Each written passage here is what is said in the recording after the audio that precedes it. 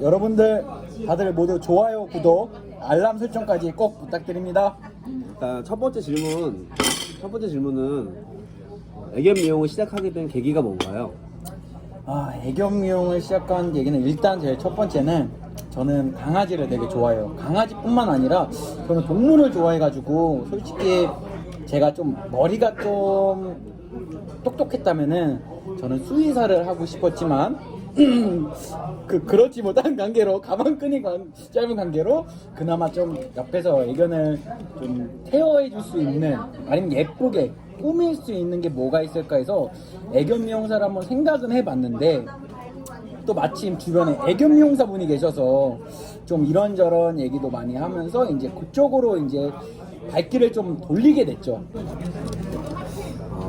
그러면 애견 미용 이제 학원을 다니셨잖아요. 그렇죠. 네. 학원을 다니시면서 좀 진짜 솔직하게 느꼈던 점 좀 말씀해 주세요. 안 좋았던 것도 괜찮고, 좋았던 것도 괜찮고, 또 뭐 바뀌었으면 좋겠는 점도 괜찮고, 여러 가지가 있었던데.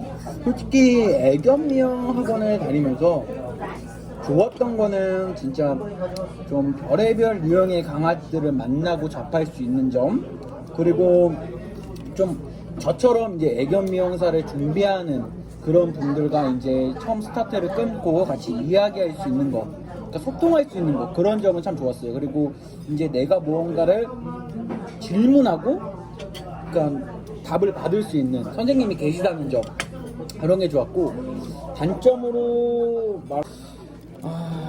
일단 좀 학원이 무책임한 건 있었어요. 제가 다녔을 때 예를 들어 저 같은 경우에는 국비로 시작을 했는데 일단은 국비를 받아줄 수 있는 학원이 많이 없다는 부분이랑, 그리고 국비 때문에 이제 좀 약간 갑질 아닌 갑질 같은 느낌은 있었어요. 이건 저의 지극히 개인적인 생각인데, 예를 들어서 어떤 부분에서 갑질 아닌 갑질 같은 느낌을 받는 거예요? 일단은 그냥 저만 지극히 느끼는 관점인데 좀 약간 선생님들의 그런 태도, 그런 것들이랑 수업의 그냥 유형들, 그런 것들도 있었고, 뭐 좀 약간 좀 그런 부분은 제가 있었던 것 같았어요, 많이. 그리고 이제 학원 다니면서 불편한 것들은 아무래도 이게 국비다 보니까는 출석률에 대해서 되게 민감하기 때문에 출석 체크도 되게 좀 열심히 했던 부분도 있었고, 그런 게 그런 게 있었죠. 그리고 저는 국비를 하면서 제가 이제 딱 시험이 12월 달에 이제 실기하는 그 일정이 잡힌 그 국비 그 과정이었는데 마침 이게 민간에서 공인 자격증으로 바뀐다고 1월 달에 보라는 그런 뉘앙스가 있었어요. 어차피 민간은 12월 달로 종결될 거니까 너네가 1월 달에 공인 자격증을 봐라. 근데 이제 솔직히 저의 입장과 이제 그때 당시에 좀 학원생들의 생각은 어떨지 모르겠는데, 제 입장은 아니 그래도 6개월 과정에서 실기까지 이렇게 하려고 국비로 들었던 건데 1월 달에 공인으로 바뀐다고 하면서 이제 좀 보충 수업 같은 것도 없을 뿐더러 제 생각이지만 저는 좀 그런 점이 아쉬웠어요. 그냥 너네들 다닐 거면은 돈 내고 다녀, 1월 달에 시험 봐야 되잖아, 이런 좀 부분들이 좀 되게 불쾌하다 그래야 되나? 좀 뭐 물론 학원을 돈 내고 더 다니는 건 맞는 건데 약간 그래도 책임감 없다라는 느낌은 들었어요. 이렇게 말하면 어느 학원인지 대충 사람들이 아시려나? 물론 저는 그 학원에 비하거나 뭐 비판하고 싶어서 이런 얘기를 하는 게 아니라 개인적인 생각이니까. 그쵸. 네.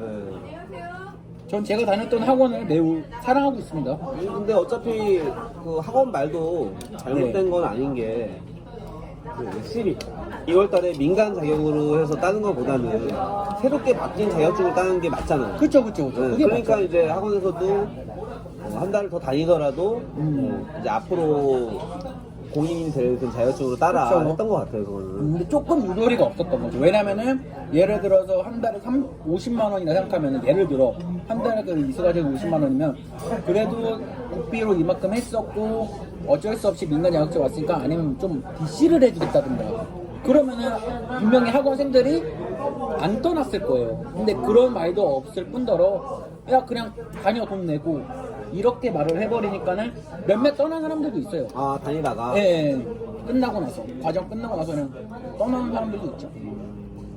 그럼 학원에서 그 시험 볼 때, 네. 그, 뭐, 시험 보기 전에 사전에 뭐 체크해야 될 사항이라든가, 뭐 여러 가지 그 준비 과정 자체를 꼼꼼하게 잘 체크해 주나요? 체크는 꼼꼼하게 체크는 해줬어요. 그거는 내가 원래 그건 원래 학원에서 당연한 거 아닌가요? 학원생을 붙여야 되니까 합격률을. 그런 거는 꼼꼼하게 체크는 해줬어요. 대신 이제 항상 하는 말이 그래도 공지 한번 가서 봐라, 읽어봐라, 홈페이지 가서. 그럼 이제 학원을 다니면서 느꼈던 점들은 그런 부분들이 좀 안 좋았고, 그쵸. 소통하고 학원생들이랑 같이 이제 학원에 다니면서 이제 같은 생각을 가지고 시작한 사람들이랑 소통하고 그쵸. 이야기하고 뭔가 이제 배울 수 있다는 점은 좋았지만, 이제 학원의 대처가 미흡했다. 학원이 이제 대처나 너무 이제 상업적으로만 가려고 하는 그런 부분이 안 그쵸, 좋았다, 그쵸, 그쵸. 느낌이. 근데 뭐 저는 생각하면은 물론 학원도 당연히 우리한테 그렇게 해야지 이게 운영이 되고 시설이 돌아가니까 그렇게 뭐 저도 이해는 하는데 대처가 미흡했던 것 같아요. 학원생들에 대한. 왜냐면은 학원도 계속 유지하고 남아 있으려면은 학원생들을 유치를 해야 되는데 그런 부분이 조금 잘못된 거죠. 그럼 이제 두 번째로 그 실기 시험을 그러니까 이제 그럼 작년 12월이죠. 그쵸. 작년 12월 벌써 6개월 전인데 작년 12월이고 학원을 다닌 거는 그러면 작년 6월인가요? 5월인가요? 작년 그쵸 그때 이제 1년 정도 된 거네요. 어쨌건 시간 자체는 그쵸. 1년 정도 됐고 지금 실기 시험을 2번을 응시를 했는데 제가 알기로는 이제 2번을 실격 처리를 당했거든요. 그냥 뭐 실격도 실격이지만 뭐 그냥 거의 뭐 문전박대 당하듯이 그냥 아주 그냥 뭐 쫓겨났죠. 그냥 호다닥 쫓겨났죠. 그냥. 그거 처음에 실격당한 거랑 네. 두 번째 때 실격당했던 거 그거 얘기 좀 자세히 좀 해주세요. 처음에 이제 공인으로 바뀌고 제가 1회 이제 실기 이제 딱 그게 뭐라 해야지 실기 그 응시생? 그게 딱 된 거죠. 근데 뭐랄까 저도 뭐 공지를 확인을 안 한 것도 있지만 뭐 제가 그때 이제 하얀 바구니를 준비를 못해서 실격을 당했어요 처음에는. 근데 뭐 저는 뭐 그거에 대해서 할 말은 없어요. 내가 준비물을 못 챙겨간 거니까. 근데 하지만 저 말고도 예를 들어서 뭐 왼쪽 귀나 오른쪽 귀에 뭐 이름을 어디에 꼭 써야 되고 번지면 안 되고 이름이 무조건 육안으로 확인돼야 되고 막 그런 게 있었는데 제가 실격당할 때 그런 사례들이 되게 많았어요. 예를 들어 이름을 왼쪽 귀에 써야 하는데 오른쪽 귀에 써서 실격당한 그 분도 있었고 왼쪽 귀인지 오른쪽 귀인지 아직 기억은 정확히 안 나지만 아무튼 그런 분 있었고 가위집을 갖고 들어갔으나 안 된다는 거를 알고 시험 전이에요. 이건 무조건 시험 전에 이제 그러니까 입시만 한 거죠. 시험 전인데 가위집을 버리겠다고 했어요. 했더니 안 된다, 넌 나가라 해서 나가신 분도 계셨고, 그리고 저처럼 바구니 안 갖고 와서 실격당하신 분도 있었고, 그리고 또 강아지 그 발바닥에 뭐라 그러지? 패드? 미끄럼 방지? 그런 거 두 개인가 한 개 붙인 분도 제가 알기로는 실격 당했던 걸로 기억은 해요. 이거는 근데 좀 오래된 일이라 기억이 가물가물한데 꽤 많았어요. 이런저런 실격 당했던 분이. 근데 여기서 더 웃긴 거는 그래 좋다 실격 당한 거 니네 공지 올렸으니까 실격 처리하는 건 인정을 하는데 그때 오전에 봤던 분들이 좀 약간 불만이 있어서 오후까지 기다리셨나 봐요. 근데 오후에 다시 재응시를 했던 그게 있었어요. 그게 아주 큰 사건 발달이 됐었죠. 그게 무슨 말이에요? 오후에 재응시를 했다는? 오후에 재응시를 하게 해줬어요. 오전에 실격당한 분들을 다시 오후에 볼 수 있게끔 그치. 해줬다. 그쵸. 근데 이제 오후에 실격당한 사람들은 재응시를 못 받고 거기에 대해서 이제 많은 좀 이슈가 터졌죠. 평등하지 않았던 거네요. 그쵸. 그래서 어느 애는 좀 뭐 하면은 봐주고 이런 것들이 되게 많았어요.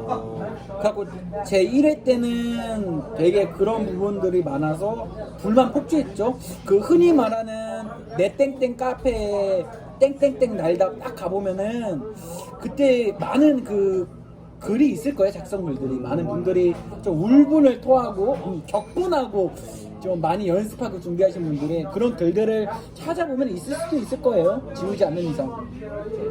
그렇게 이제 처음에 1차로 실격을 당하고 그리고 나서는 계속 중간에 이제 요즘에 이제 코로나 때문에 좀 시국이 안 좋아서 이제 시험이 없었죠.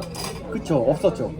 그러고 나서 이제 저 2회 때는 제가 공지사항을 확인 못해서 접수를 못했고 3회 때 이제 요번에 갔는데 안타깝게도 이번에는 또 실격을 당한 거죠. 네, 제가 1회 때 그 준비했던 위그 털을 가지고 3회 때 갔더니 이름을 쓰면 안 된다. 규정이 또 이제 바뀌었다. 4월 달에 규정이 바뀌었다.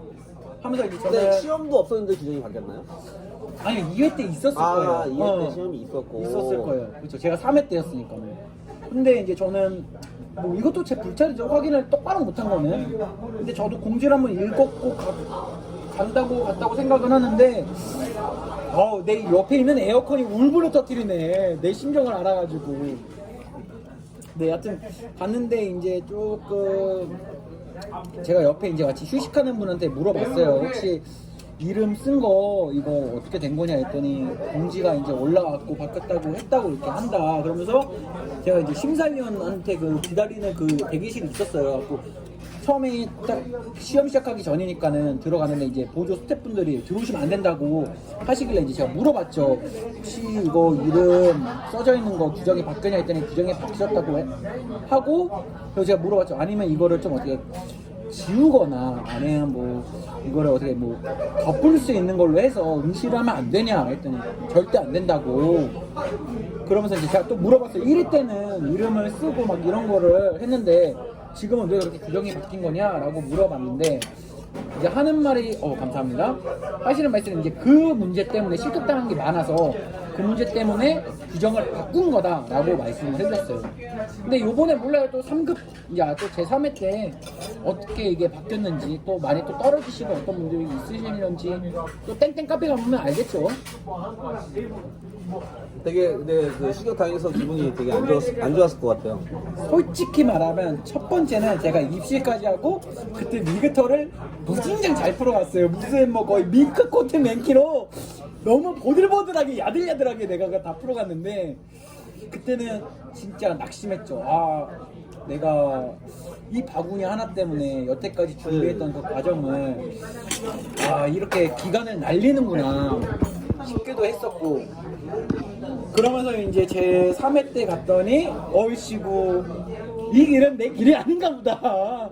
얘는 나랑 안 맞나 보다 하면서 이제 3회 때는 덤덤했어요. 그냥 오히려 그래 떨어졌어? 알았어. 다음에 뭐 좀 연습하고 그냥 또 시험 보지 라는 느낌이었어요. 3회 때는 아주 매우 주옥 같죠? 저는 좀 요런 문제들은 모르겠어요. 아직 공인으로 바뀌어가지고 좀 체제가 어떻게 잘 안 잡힌 건지 뭐 어떤지 모르겠는데 좀 요런 부분은 많이 좀 개선했으면 좋겠어요. 이 애견협회, 한국애견협회죠? 애견협회에서 좀 더 체제를 좀 더 정확히 갖고 좀 했으면 좋겠어요. 차라리. 어떤 부분이세요? 뭐 아까도 말했다시피 이런 부분 처음에 1회 때인가? 그 전에 민간일 때는 위그를 쓰러뜨리거나 낙상하면은 실격이라고 저는 알고 있었거든요. 이건 제가 잘못 알고 있을지 모르겠는데 요번에 공지 봤을 때 낙상을 2번까지는 허용한다 했나? 한 번은 허용한다 했나? 하여튼 그런 거 있었어요. 그러니까 요런 부분들을 좀 더 구체적이게 디테일하게 좀 설명했으면 좋겠어요. 공지를 좀 더.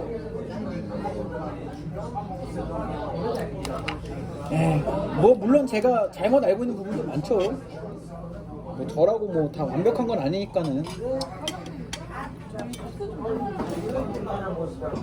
앞으로 이제 애견 미용 계속 하실 건가요? 솔직히 애견 미용은 모르겠어요. 일단은 저도 뭐 견습 나가는 데도 있었고 그런데 역시 학원이랑 필드랑은 많이 달라요.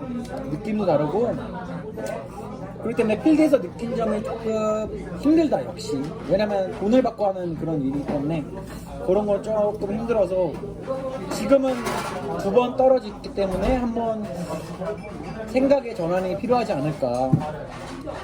내가 굳이 이렇게 힘들게 하면서 나중에 샵을 차려서 이렇게 강아지들과 이렇게 씨름하고, 항상 강아지들이 다 착하지 않으니까는 말 안 듣는 강아지도 있고 뭐 활발한 애도 있고 암울한 애도 있고 뭐 별의별 강아지가 있으니까 좀 저는 생각의 전환이 지금 필요해요.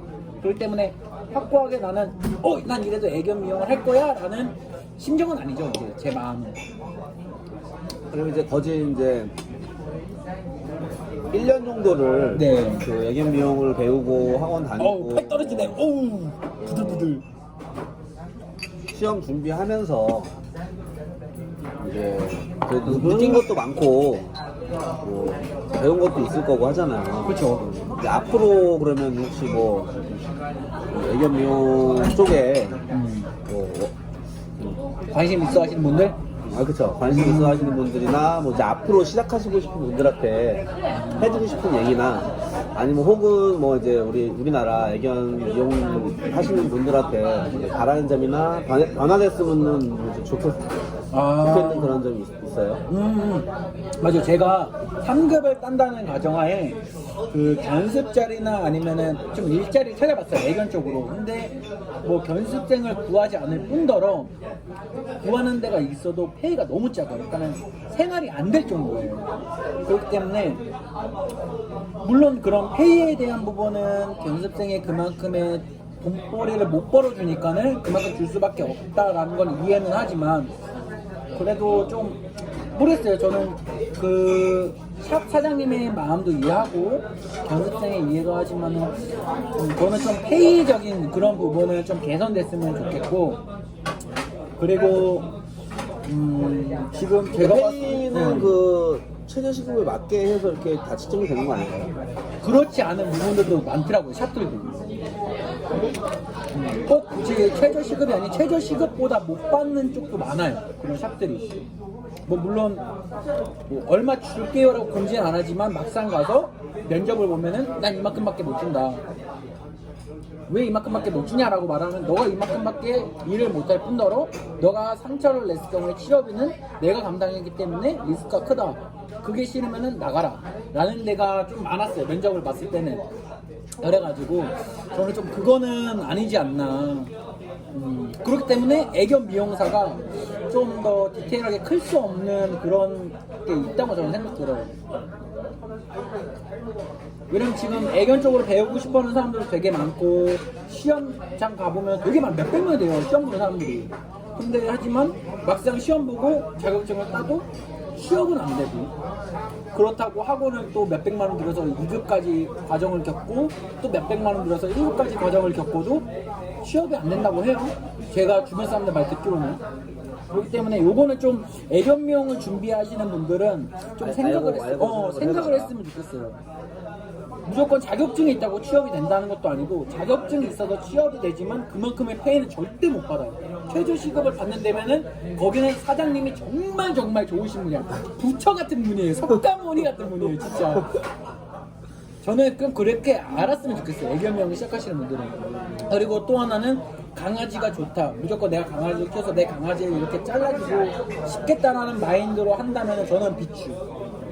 집에서 자기의 강아지를 자른다고 해도 그만큼의 샵에 맞췄던 퀄리티도 못 나올 뿐더러 혹시나 강아지의 버릇이 나빠질 수도 있고 상처를 냈을 때 대비하는 그런 능력이 많이 떨어질 거란 말이에요. 왜냐면 초보니까는.